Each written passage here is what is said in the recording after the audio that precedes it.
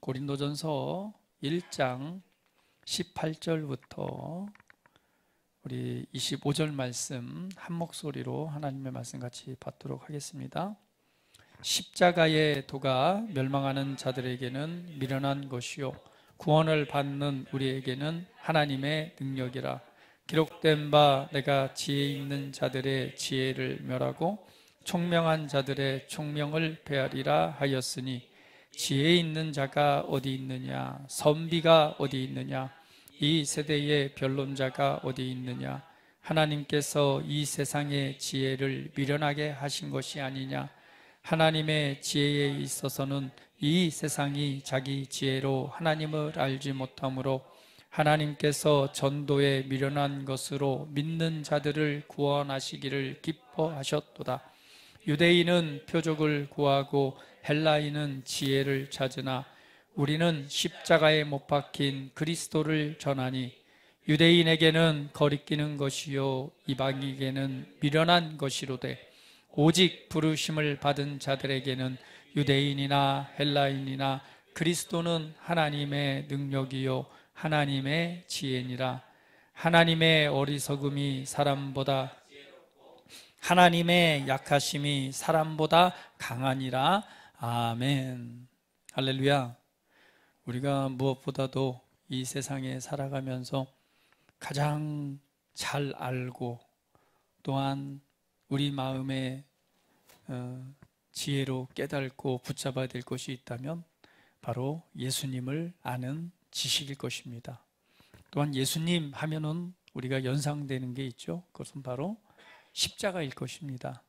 여러분들은 십자가를 바라볼 때 어떤 마음 또 어떤 모습이 연상이 되십니까? 오늘 성경에서는 이 십자가에 관해서 이렇게 두 종류의 관점으로 바라보는 것을 말씀을 하고 있습니다. 첫 번째는 보니까 세상은 십자가를 미련한 것으로 바라보고 또 실패의 상징으로 바라보는 걸 볼 수가 있죠. 십자가는 무엇을 말합니까? 십자가는 그냥 있는 그대로 보자면 십자가는 저주의 상징이고, 그리고 죄인이 받는 형벌의 상징입니다. 그래서 그 시대에 그 죄인들을 십자가에 매달아서 사형을 했던 거죠. 그러니까 사형 틀이 되겠죠. 그래서 십자가는 어떻게 보면은 뭐예요? 죄인이 죄의 형벌을 받고 죽임을 당하는 형틀이다. 그럼 무엇을 상징합니까? 결국은 십자가라고 하는 건 죄인이 달려서 죽는 것, 그냥 아무것도 아닌 거예요. 그런데 하지만 이 오늘의 본문 말씀처럼 구원을 받는 우리에게는 하나님의 능력이다라고 말씀하고 있습니다. 그래서 세상의 사람들은 십자가의 의미를 잘 몰라요. 십자가 하면은 하나의 많은 기독교인들이 달고 다니는 장식물 정도로 생각할 수도 있고, 또한 십자가 하면은 예수님이 십자가에 못 박혀 죽은 것, 근데 그것이 어떤 그들에게는 큰 의미가 되지 않습니다. 왜? 일반적으로 생각해 보면 그냥 죄인이 형틀에 달려서 저주를 받고 죽은 것인데 그것이 어떤 의미가 있겠습니까? 어떤 성공이나 아니면은 어떤 아름다운 것이나 아니면 어떤 탁월함이나 어떤 놀라운 것들에 대해서 사실은 알지 못합니다. 그래서 그 십자가를 바라보고 십자가를 따르고 십자가에 대해서 순복하고 사는 그리스도인들이 참으로 미련해 보이는 거예요. 그러나 우리 믿는 자들은 이 십자가의 의미를 알고 있습니다. 그것은 곧 우리를 구원하는 하나님의 능력이고, 더 나아가서는 십자가는 하나님의 놀라운 사랑이 가장 탁월하게 드러난 자리입니다. 결국은 우리를 구원하시는 하나님의 능력이 나타난 자리가 십자가이기 때문에 그렇습니다. 그래서 오늘 십자가의 도가 멸망하는 자들에게는 미련한 것이요 구원을 받는 우리에게는 하나님의 능력이 된다라고 말씀하고 있잖아요. 십자가의 도라는 것은 무엇입니까? 여기서 도라는 그 단어는 헬라어로 로고스라고 하는 단어입니다. 결국 이건 뭐예요? 이거는 십자가에 관한 메시지, 십자가에 관한 말씀으로 해석될 수 있습니다. 결국 십자가의 말씀은, 십자가에 관한 메시지는 멸망하는 자들에게는 미련해 보일 수밖에 없는 거예요.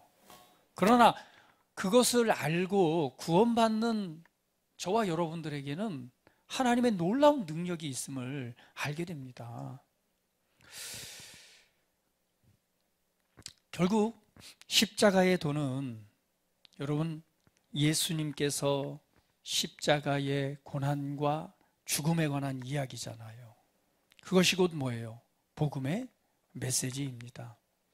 결국은 2000년 전에 있었던 이 십자가에서 예수 그리스도가 고난받고 십자가에 못 박혀 죽은 이 사건은 그냥 그 시대에 있었던 단순한 역사적 사건을 넘어서서 바로 인류의 모든 죄를 대속하고 인류를 사랑하여서 구원하시고자 하는 하나님의 놀라운 사랑의 표현이요, 그에 관한 메시지입니다.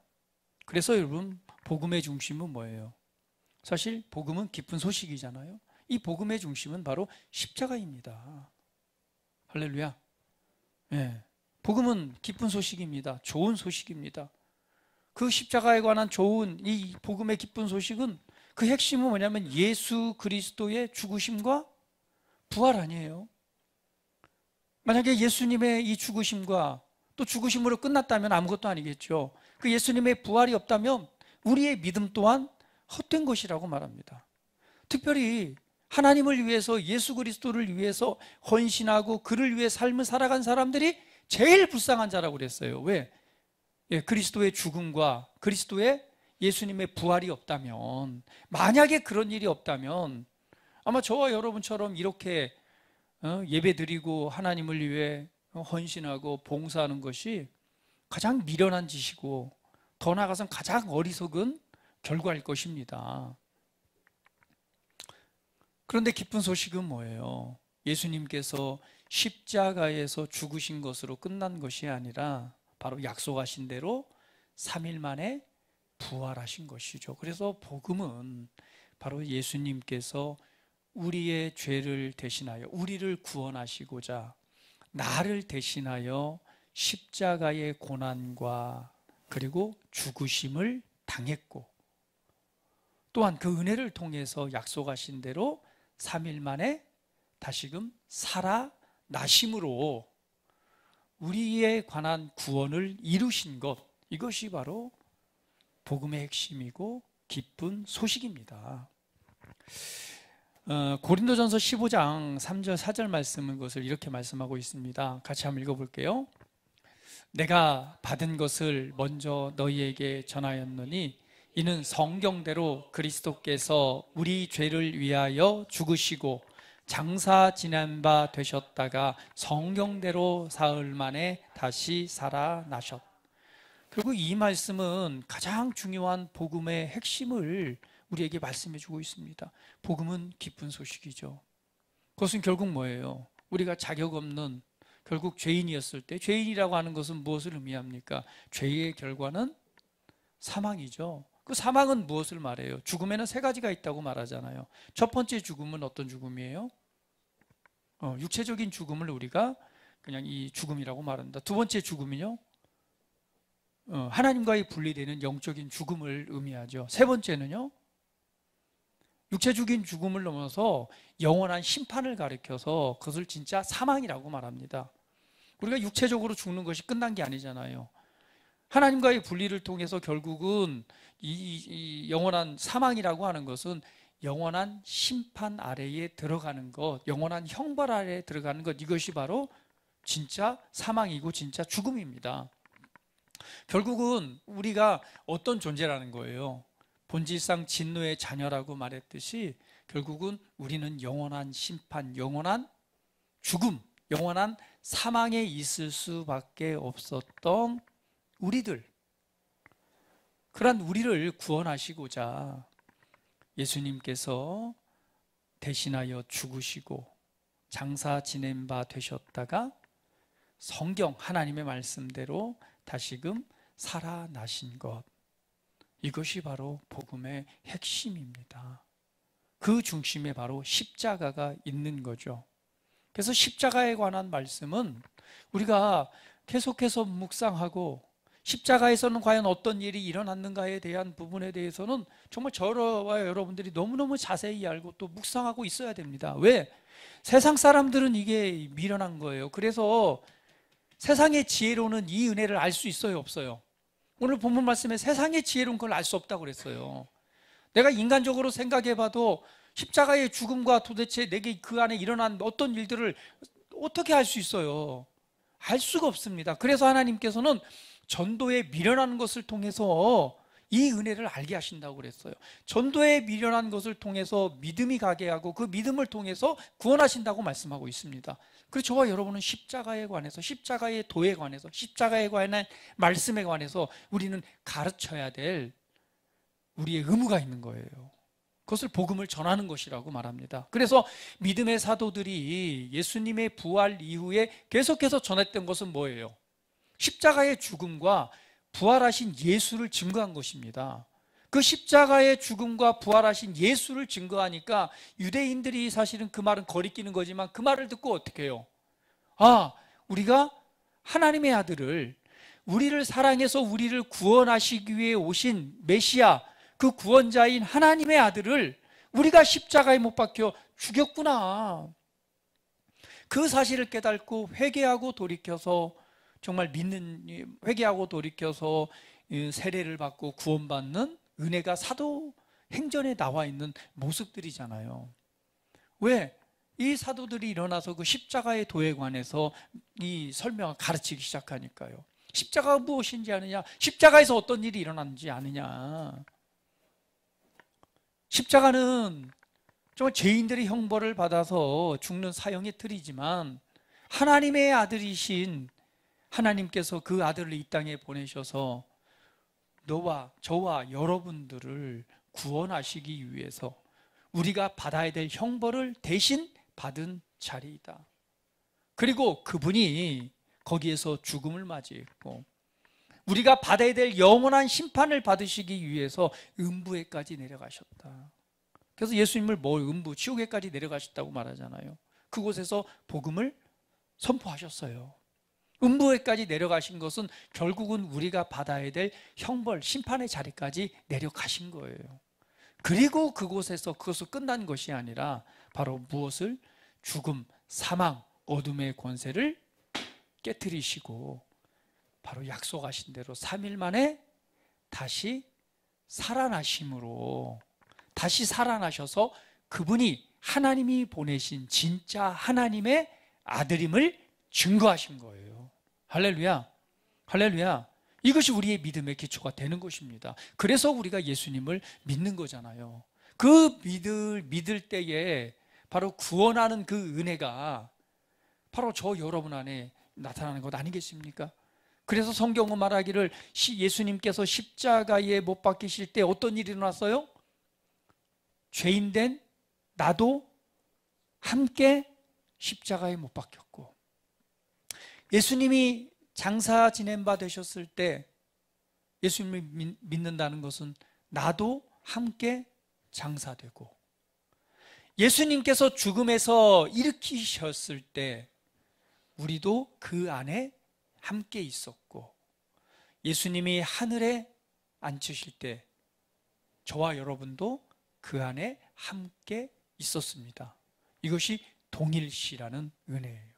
함께, 함께, 함께. 십자가에서 예수님이 일어난 이 놀라운 일은 바로 저와 여러분 안에 일어난 일이 되는 것입니다. 할렐루야. 이것이 십자가에서 일어난 일 아니겠습니까? 오늘 그래서 우리는요, 전도에 미련한 것을 통해서 하나님께서 이 사실을 깨닫게 하시는 거예요. 그냥 사람의 지혜로는 알 수가 없습니다. 그래서 여러분, 복음을 전합시다. 우리 옆 사람 모시면서 복음을 전합시다. 좀 너 예수님의 십자가가 뭔지 아냐? 좀 물어보시고 좀 가르쳐 주세요. 왜 못 믿는 줄 아세요? 성경은 말하잖아요.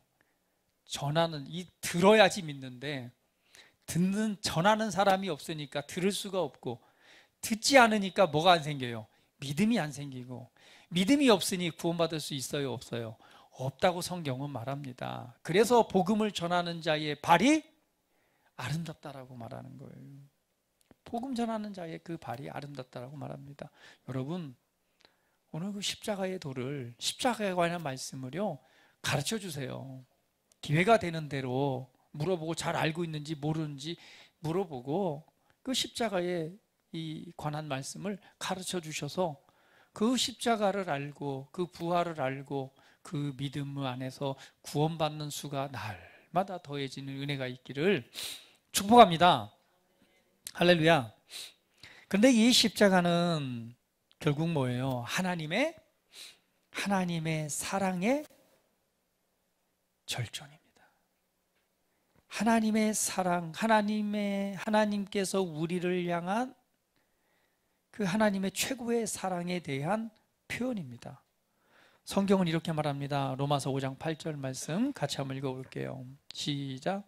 우리가 아직 죄인 되었을 때에 그리스도께서 우리를 위하여 죽으심으로 하나님께서 우리에 대한 자기의 사랑을 확증하셨느니라. 하나님의 사랑은 어떻게 나타납니까? 우리가 아직 뭐였을 때? 죄인 되었을 때에. 결국은 무엇입니까? 무엇을 말하고 있죠? 우리가 사랑받을 만한 아무런 자격이나 조건이 되어 있지 않을 때에, 그때에 예수님께서 우리를 대신하여 죽으심으로 하나님께서 우리에 대한 자기의 사랑을 확증하셨다라고 말씀합니다. 여러분, 십자가는요, 하나님의 공의와 하나님의 사랑이 동시에 나타나는 곳이 바로 십자가입니다. 하나님의 공의란 뭐예요?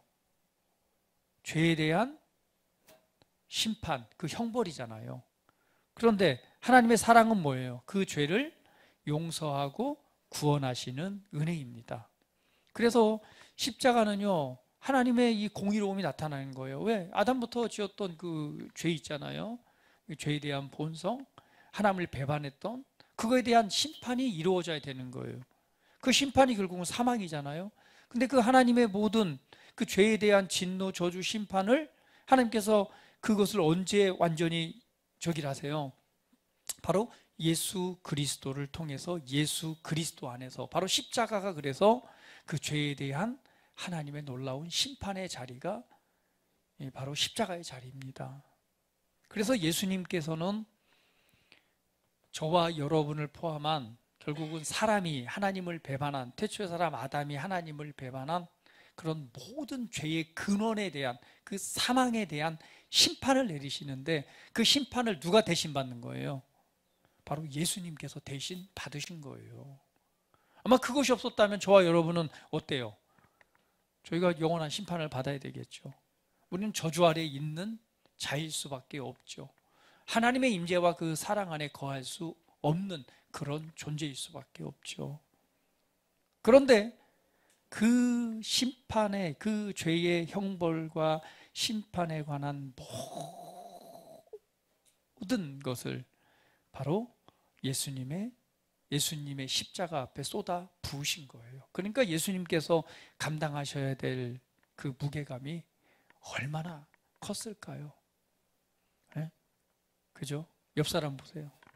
옆 사람이 가지고 있는 삶의 무게도 얼마나 커요. 그죠? 인생의 이 수많은 짐들도 지어가는 것도 얼마나 무거운데, 예수님께서 저와 여러분, 그러니까 하나님 아담을 창조하시고 그때에 있었던 그 배반에 대한, 죄에 대한 형벌, 그게 얼마나 컸을까요? 그런 모든, 앞으로 인류에 태어날 모든 사람에 대한 이 사망, 그 심판, 그 저주에 관한 부분을 다 예수님께 쏟아 부으신 자리가 바로 그 십자가의 자리입니다. 그렇기 때문에 여러분, 늘 말씀드리지만 예수님께서 그것을 할 수만 있거든. 좀 이 잔을 내게서 옮기시옵소서라고 하는 기도.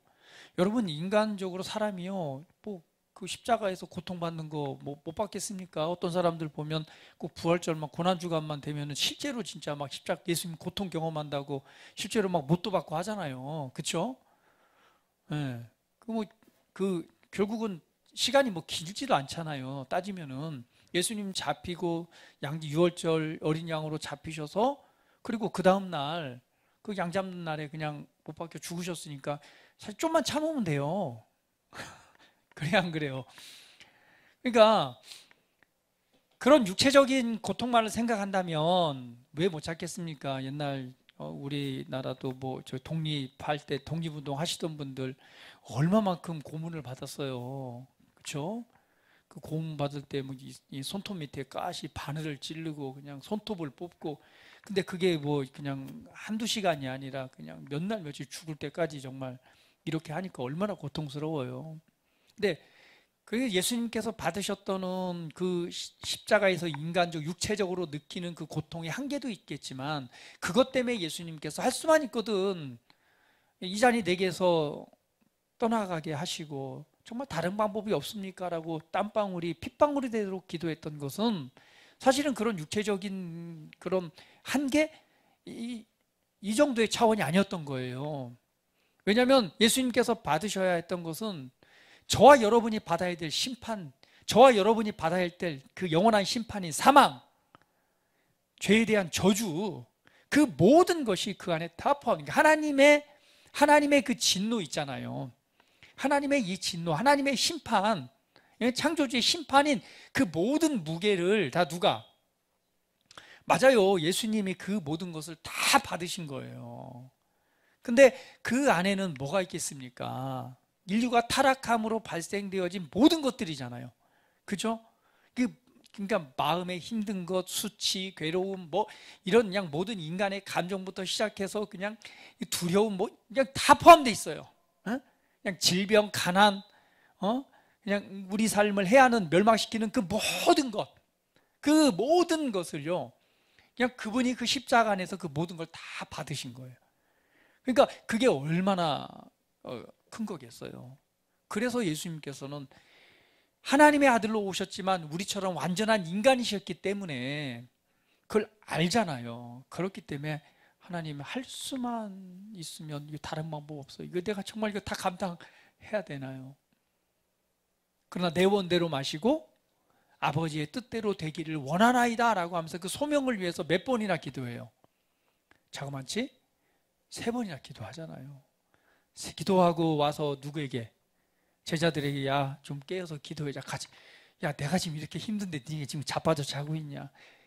깨어서 기도해라. 그리고 또 기도하고 또 자고 있으니까 야, 자지 말고. 내가 지금 이렇게 기도하고 있는데 함께 좀 인간적으로다가 함께 해줘야 되지 않겠느냐? 또 깨고 가서도 기도하고.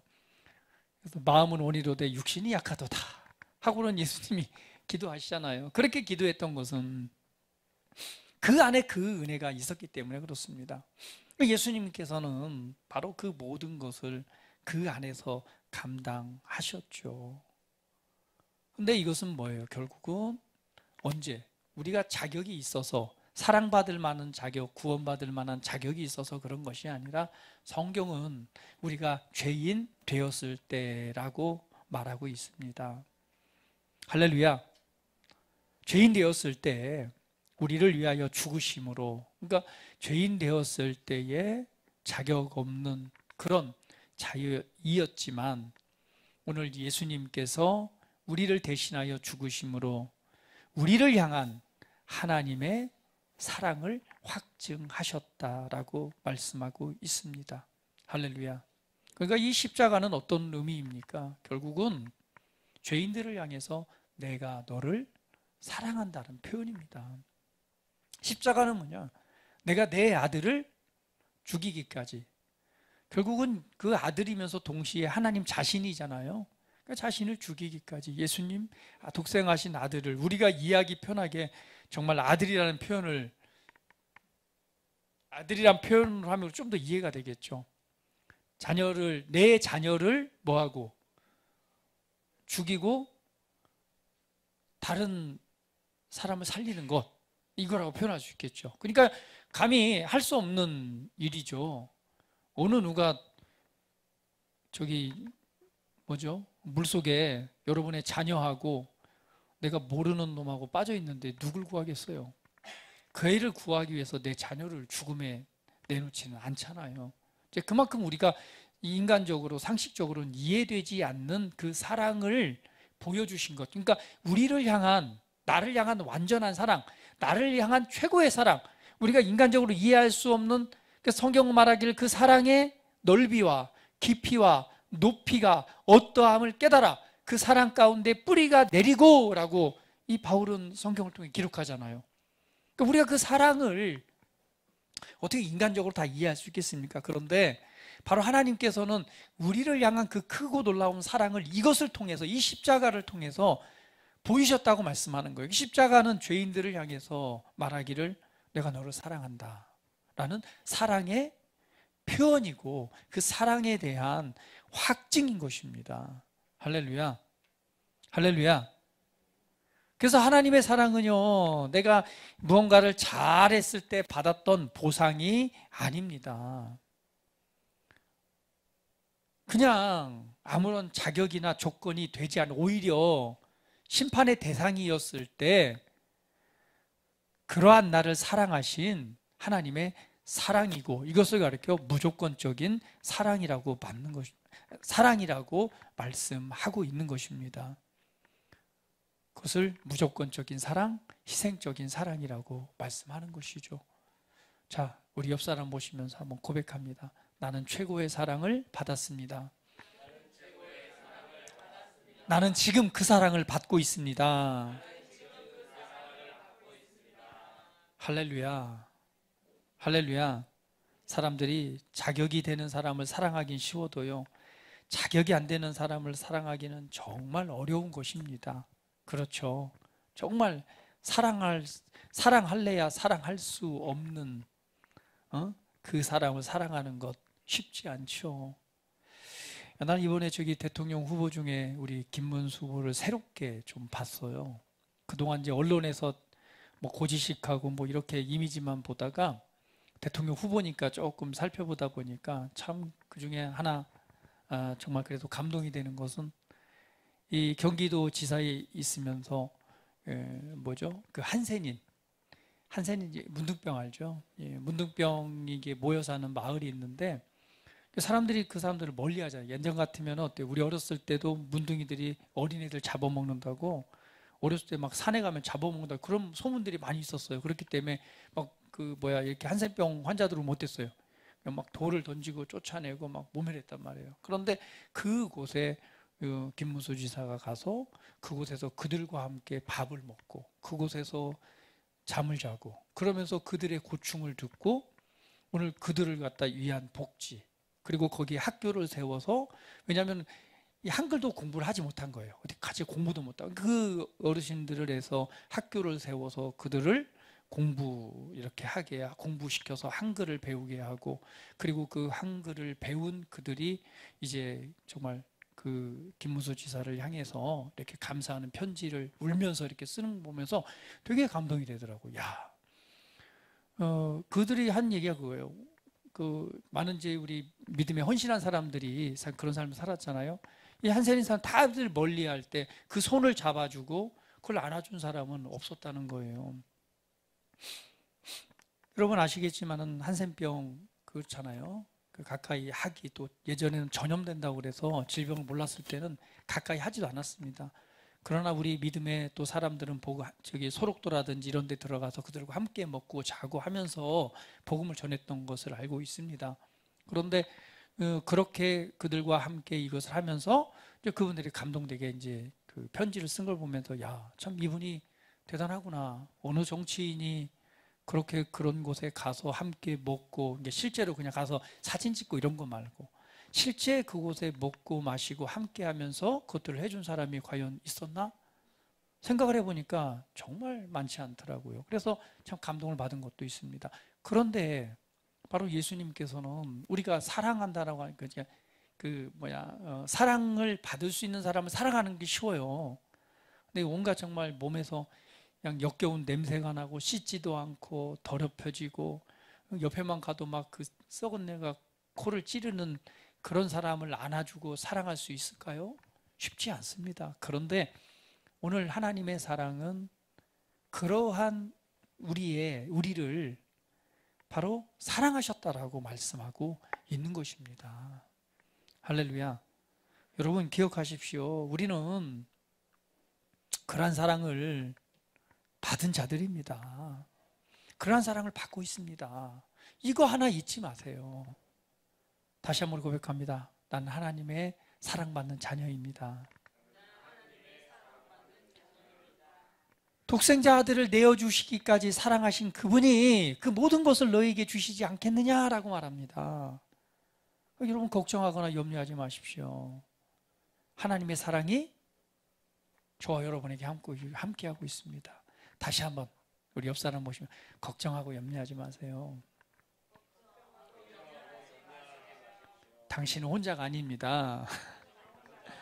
하나님의 사랑이 당신 안에 있습니다. 여러분 무엇이 부족하십니까? 오늘 찬양 너무 감동적이더라고요. 예수로 충만하네. 다른 무엇이 필요하겠습니까? 예수로 충만하다는 것은 그분의 사랑이 함께 있음을 아는 거잖아요. 무엇이 염려되고 무엇이 걱정하고 마음 쓰고 할까요? 그 사랑이 나와 함께하고 있기 때문에 오늘 사랑받는 그 자녀의 모든 상황들이 합력하여 선을 이루는 결과가 있다는 걸 우리는 알잖아요. 그리고 그 사랑받는 자녀로서 또 승리가 우리 안에 있다는 걸 알잖아요. 우리는 결론이 정해진 삶을 살아가고 있는 거 이거보다 더 확실한 게 어디 있어요. 제일 불안한 건 불확실한 미래입니다. 어떻게 될지 모르니까 불확실하기 때문에 불안하고 초조하고 걱정하고 염려하는 거 아니겠어요? 그러나 우리의 결론은 이미 말씀 안에서 정해져 있어요. 그분의 사랑을 통해서 우리의 결론은 정해져 있습니다. 할렐루야. 얼마나 행복해요. 얼마나 이 불안할 게 없죠. 정말 우리가 불안하다는 것은 정말 우리가 그분의 사랑을 놓치고 있지는 않는지, 그 사랑 가운데 우리가 세움을 입은 그 은혜를 우리가 놓치고 있지는 않는지 한번 돌아보셔야 됩니다. 우리는 최고의 사랑을 받고 있습니다. 이 사실을 잊지 마십시오. 오늘 성경에 말하기를 십자가는 하나님의 능력이라고 그랬습니다. 오늘 십자가는 하나님의 능력입니다. 할렐루야. 십자가는 하나님의 능력이 나타나는 것입니다. 우리가 아무리 노력해도 정말 해결할 수 없는 문제, 우리 스스로 인간적으로 해서 해결할 수 없는 그 일들을 바로 하나님께서는 이 십자가라는 것을 사용해서 그 문제를 해결하셨죠. 그러니까 십자가는 뭐예요? 인간적으로 보면은 그러니까 예수님께서 이 땅에 오셔갖고 그 시대에 구원자로 메시아로 오셨어요. 그래서 사람들이 야, 우리를 구원할 유대의 왕이 태어났다. 그래서 그 제자들 또한 예수님을 따르면서 뭐라고 그랬어요? 아, 주여, 당신의 나라에 당신이 임하실 때 그 좌편과 우편은 내 자리가 되게 하시옵소서. 결국 뭐예요? 나도 한번 장관 좀 시켜주고 국무총리도 시켜주고 이거 아니겠어요? 줄을 댄 거죠. 그런 생각을 가지고 있었어요. 결국 구원자로 오셔서 이스라엘을 회복하고 유대의 왕으로 오셔서 다윗 왕과 같은 그 영광의 회복을 꿈꿨단 말이에요. 그 사람들이 막 환영했단 말이에요. 와, 드디어 이 억압 가운데서 우리를 해방할 우리의 왕이 왔다. 그런데 봤더니 어때요? 왕으로 온 줄 알았는데 그 왕이 뭐예요? 십자가에 못 박혀 죽는 거예요. 그러니까 봐요. 뭐예요 이거? 뭐야 세상. 야, 진짜로 우리를 구원할 왕이 온 줄 알았는데 십자가에 못 박혀 죽었대. 저거 봐봐. 우리가 기대했던 왕이 아닌 거예요. 그러니까 우리가 볼 때는 뭐예요? 야, 사단도 뭐예요? 사단도 그 왕이 왔을 때 그 메시아 구원자가 태어났을 때 죽이려고 했잖아요. 그래서 예수님이 태어났을 때 그 아이들을 다 죽여 안 죽여요? 헤롯 왕이 유대의 왕이 태어났다고 하니까 그 갓난아기들을 다 죽이잖아요. 사단의 입장에서 보면 뭐예요? 왕이 태어나면 자기의 머리를 밟을 거라니까 죽이는 일들이 나타납니다. 그래서 마찬가지로 그런데 안 죽었어요. 그리고 유대의 왕이 나타나서 출현해가지고 지금 사단과 막 어둠의 일들을 하는데 사단에게 묶여있던 자들을 막 해방하기 시작합니다. 질병에 사로잡힌 자들을 치유하기를 시작합니다. 사단이 가지고 있는 사망과 죽음의 권세를 통해서 사람들을 딱 옥죄고 있었는데 예수님이 가는 곳마다 복음의 기쁜 소식이 전해지고 예수님이 가는 곳마다 자유롭게 되고 예수님이 가는 곳마다 귀신에 사로잡힌 자들이 자유케 되고 질병으로 그 삶이 망가졌던 사람들이 회복되고 온전해지고 막 이런 구원과 회방과 자유롭게 되는 일들이 막 일어나는 거예요. 근데 그래서 사단은 어떻게 생각했어요? 저 메시아만 죽이면 된다. 그래서 십자가에 못 박혔을 때 어땠어요? 십자가에 죽임을 당했을 때 야 끝났다. 못 박혔을 때 이제 저 왕을 우리가 죽였다라고 생각했는데 어땠어요? 깨달았어요. 아, 이게 아니었구나. 그래서 사람들이 외칩니다. 예수님을 향해서 네가 메시아냐? 네가 하나님의 아들이면 그 십자가에서 내려와라, 내려와라, 내려와라. 근데 예수님께서 내려와요? 내려오실 수 있음에도 불구하고 아니죠. 그 일을 이루시는 것이 결국 그 죽음이 승리인 걸 알았기 때문에 그냥 그대로 그 안에서 내가 다 이루었다라고 말씀하시고 거기서 운명을 하시는 거예요. 그런데 오늘 이 십자가는 굉장히 보면은 왕으로 오신 분이 십자가에 못 박혀 죽는 건 실패로 보였지만 그 안에는 하나님의 능력이 있었습니다. 그건 뭐예요? 죽음과 어둠의 권세를, 사망의 권세를 깨뜨리고 그 죽음 가운데서 부활하시는 하나님의 생명으로 죽음과 심판과 저주, 그 사망의 권세를 깨뜨리고 일어나신, 승리하신, 그걸 살리신 하나님의 능력이 그곳에 나타난 것입니다. 할렐루야.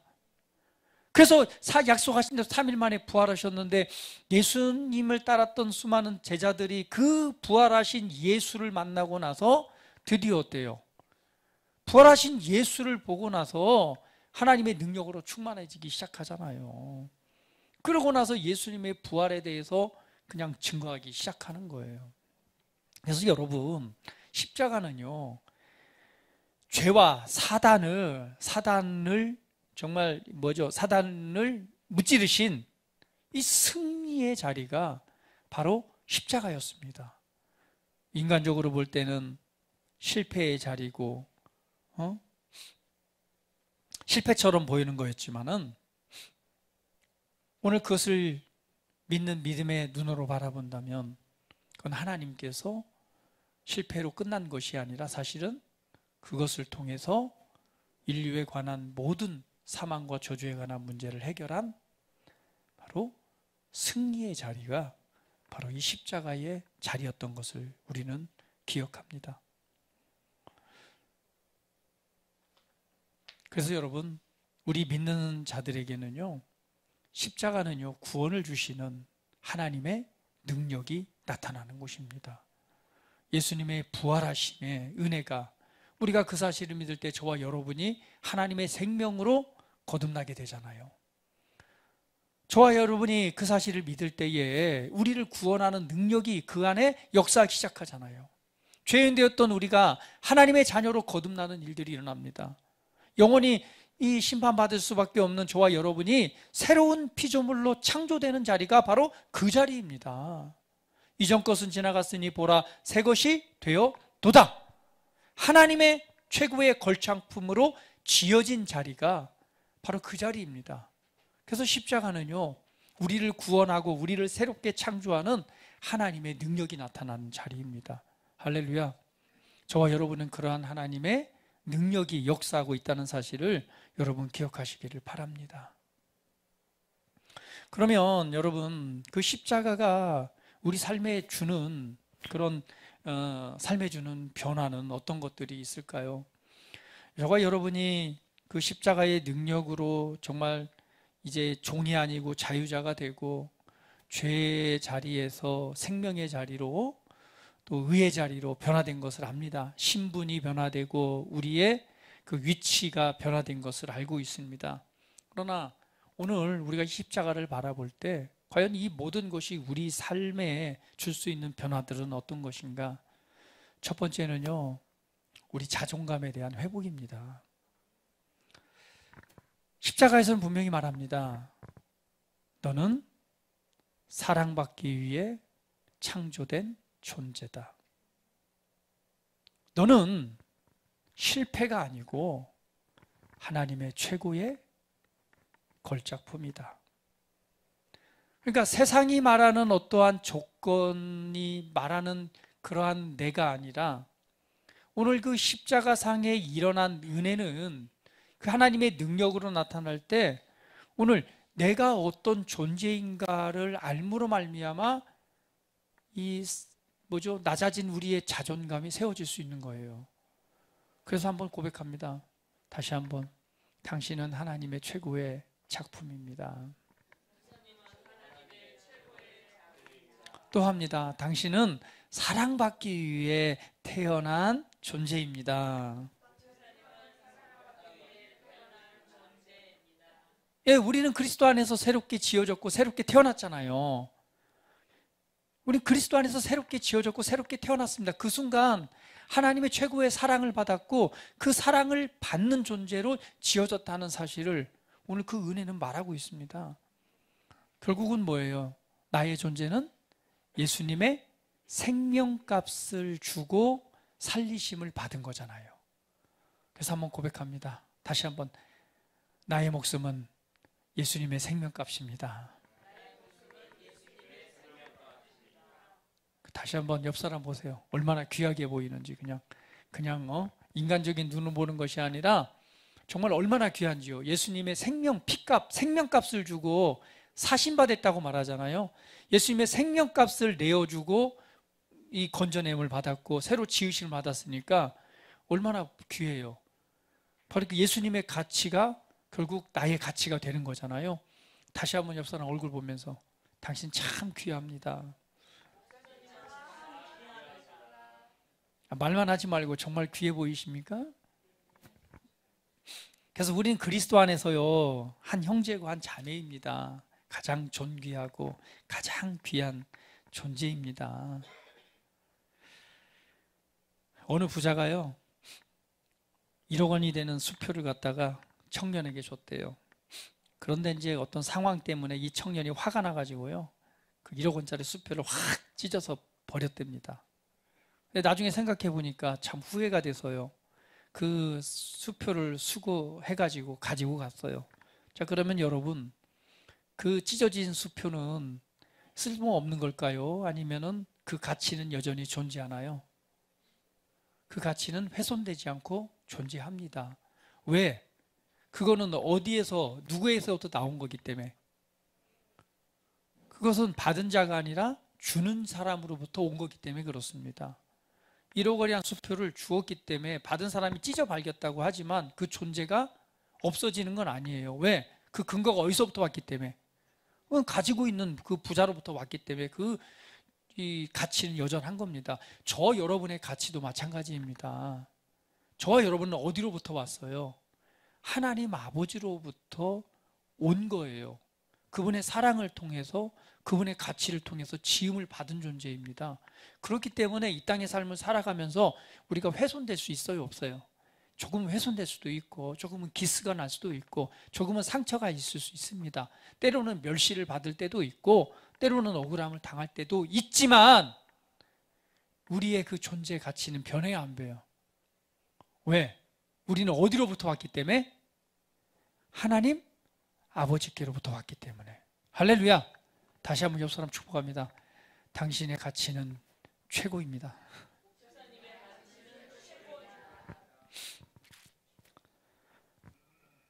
우리가 어느 자리에 있든지 하나님께는 여전히 우리가 최고의 가치 있는 존재임을 여러분 기억하시기를 바랍니다. 십자가는 또한 이 용서의 능력이 있는 곳이죠. 그렇기 때문에 우리가 최고의 용서를 받은 자리가 바로 그 십자가의 자리입니다. 그렇기 때문에 그 받은 은혜는 결국은 우리에게 그 사랑을 받고 그 용서를 받은 자는 결국 뭘 할 수 있죠? 다른 사람을 향한 용서가 가능해지는 것입니다. 바로 그래서 이 십자가는 관계를 회복할 수 있는 바로 능력, 그 열쇠가 되는 것입니다. 여러분, 손양호 목사님 잘 아시죠? 손양호 목사님 이렇게 말씀했습니다. 내 아들을 죽인 자를 사랑하는 것, 그것이 십자가의 길입니다. 손양호 목사님 어때요? 자기 아들 2명을 공산주의자가 청년이 그 아들을 2명을 죽이잖아요. 근데 그 손양호 목사님이 그 아들을 죽인 그 일에 관해서 말하는 거잖아요. 뭐라고 말해요? 내 아들을 죽인 자를 사랑하는 것, 그것이 십자가의 길입니다. 그 용서를 받았기 때문에 그 청년을 사랑했고, 그리고 그 청년을 용서했고, 그리고 또한 그 하나님의 사랑으로 사랑했기 때문에 그 청년을, 아들 2명을 죽인 청년을 자기의 양자로 삼죠. 그리고 그 청년을 변화시켜서 아들로서 키워냅니다. 그래서 그 청년이요, 평생 후회하면서 살았어요. 자기가 이 잘못된 사상에 의해서 그 손양호 목사님의 2 자녀를 죽인 거에 대한 정말 죄책감으로 살아갔는데, 그러면서 이제 그 아들이 낳잖아요. 그 양자의 아들이 결국은 이제 목사님이 돼서 하나님 나라의 복음을 증거하는 또 사역을 하고 계십니다, 지금. 그렇게 할 수 있었던 것은 뭐예요? 내가 그 큰 용서를 받았기 때문에 용서할 수 있는 것이죠. 그 사람과의 관계에서 사실은 용서라고 하는 부분은 굉장히 중요한, 그리고 회복의 열쇠이기도 합니다. 우리가 그런 사랑을 받았기 때문에 또 용서함으로 말미암아 관계에 대한 회복을 이룰 수 있는 것, 이것이 바로 십자가에서 우리에게 주는 또 은혜이기도 합니다. 더 나아가서는요, 우리의 인생과 삶의 목적이 달라지는 것입니다. 왜? 이제 더 이상 내가 그 은혜를 아는 순간 나를 위해 살지 않고 나를 위해 죽으신 그분을 위해 살아가는 삶이 되는 거죠. 고린도후서 5장 15절 말씀 같이 읽어봅니다. 시작. 그가 모든 사람을 대신하여 죽으심은 살아있는 자들로 하여금 이제부터는 그들을 위하여 죽으신 이를 위하여 살게 하려 하십니다. 아멘. 그가 모든 사람을 대신하여 죽으심은 이제는 우리 살아있는 사람들로 하여금 그들을 위하여 죽으신 이를 살게 하려 하심이라. 그러니까 십자가는 무엇을 말합니까? 개인적이고 이기적인 삶에서 이타적인 삶으로의 변화를 말하죠. 그래서 우리가 십자가의 그 은혜를 알고 그 사랑을 받는 순간 우리는 삶의 이유와 목적이 달라지는 것입니다. 나 자신의 번영과 나 자신의 성공을 위해서, 또 부자, 돈을 위해서 그 목적으로 살아가지 않잖아요. 그 사랑을 아는 사람은 어떤 삶으로 바뀌어지나요? 나를 위해 죽으신 그분의 부르심과 그분의 뜻이 무엇인가를 분별하려고 하고 그 뜻에 합당한 삶을 살아가려고 하는 것이 변화입니다. 그래서 우리는 저 금요일마다 모여서 항상 중보기도할 때 우리 사랑하는 모든 그리스도의 향기교회 지체들이요, 하나님의 부르심을 알고 그분의 뜻을 이뤄가는 그런 성공하는 삶을 살기를 항상 축복하면서 기도합니다. 왜? 우리 각자를 향한 하나님의 부르심이 있잖아. 이 땅에 살아가는 동안 내 자신과 내 자신의 번영과 내 자신의 유익만을 위해서 살아간다면 그 얼마나 불쌍한 인생이에요. 그것이 아니라 우리 삶 속에서 우리를 부르신 하나님의 목적을 발견하고 그분을 위해 살아가는 삶이 최고의 인생 아니겠습니까? 오늘 십자가의 은혜를 아는 삶은 바로 삶의 목적이 달라지고 그 삶에 대한 의미와 가치가 달라지기 때문에 그 은혜 안에서 우리는 더 행복할 수 있는 것이죠. 더 나아가서는 십자가는 고난을 상징합니다. 결국은 고난을 이기는, 어려움을 이길 수 있는 힘이 되는 것이 바로 이 십자가의 은혜입니다. 여러분, 이 십자가를 바라보면요, 예수님께서 그 십자가의 고난이 헛된 게 아니었잖아요. 그것을 통해서 어떤 일이 일어났습니까? 십자가에서 부끄러움을 개의치 아니하시고 그 모든 것을 감당하신 것은 그 앞에 있는 무엇이 있었기 때문에, 즐거움, 영광이 있었기 때문에 그렇습니다. 마찬가지로 우리가 이 땅에 그 은혜를 바라본다면 이 땅의 삶을 살아가는 동안 고난이 있을 수 있고 핍박도 있을 수 있고 어려움도 있을 수 있지만 우리가 그 은혜를 우리 안에 적용한다면 고난 뒤에는 뭐가 있어요? 반드시 영광이 있다는 것. 할렐루야. 우리가 이 땅에서 하나님의 나라를 위해서 헌신하고 수고하는 것, 여러분 그 쉽지 않죠. 우리가 정말 돈을 벌어서 하나님께 헌금을 드리고 그 헌금을 통해서 복음을 전해지는 일, 더 나아가서는 내가 하나님 앞에 이 하나님의 뜻을 일행하는 데 있어서 헌신하고 봉사하는 것 쉬운 일이 아닙니다. 반드시 어려움도 있습니다. 그러나 우리가 십자가를 바라볼 때 뭐가 있다는 거예요? 그 뒤에는 반드시 영광이 있다는 것을 알고 있기 때문에 고난이 아닌 것이죠. 기쁨과 감사함으로 그 일들을 감당할 수 있는 것입니다. 오늘 십자가는 하나님의 사랑과 하나님의 능력이 나타나는 은혜가 있는 곳입니다. 오늘 우리 다시 한번 예수 그리스도 안에 그 십자가를 한번 생각해 보시면서 오늘 나에게 있어서 이 십자가는 어떤 의미로 다가오고 있고, 또한 그 십자가를 한번 바라보고 생각해 보시면서 나는 이 땅의 삶에서 또 하루를 살아가는 삶 동안에 내 인생을 또 바라보면서 어떻게 생각하고 어떻게 바라보고 나아가야 될지 여러분 다시 한번 생각해 보시는 은혜가 있기를 축복합니다. 마지막으로 갈라디아서 6장 14절 말씀 읽어보겠습니다. 시작. 나는 우리 주 예수 그리스도의 십자가 외에는 결코 자랑할 것이 없다. 오늘 우리 인생에서 오늘 이 바울의 고백처럼 예수 그리스도의 십자가 외에는 결코 자랑할 것이 없다라는 고백처럼 바로 이 십자가의 은혜가 바로 우리의 자존심이 되고 우리의 정체성이 되고 더 나아가서 우리 삶의 방향과 우리 삶의 능력이 되어야 될 것입니다. 오늘 그 은혜를 다시 한번 붙잡고 삶 가운데서 하나님의 은혜 안에서 승리하는 삶을 살아가기를 예수님의 이름으로 축복합니다. 다 같이 기도드리겠습니다. 함께 기도드릴 때 받은 말씀을 상고하시면서 함께 기도하도록 하겠습니다. 다 같이 기도합니다. 사랑하는 아버지 하나님, 감사드립니다. 하나님께서 우리에게 베푸신 은혜가 얼마나 크고 놀라운지요. 오늘 십자가상에서 이루어진 놀라운 일들을 다시 한번 생각해보고 다시 한번 붙잡습니다.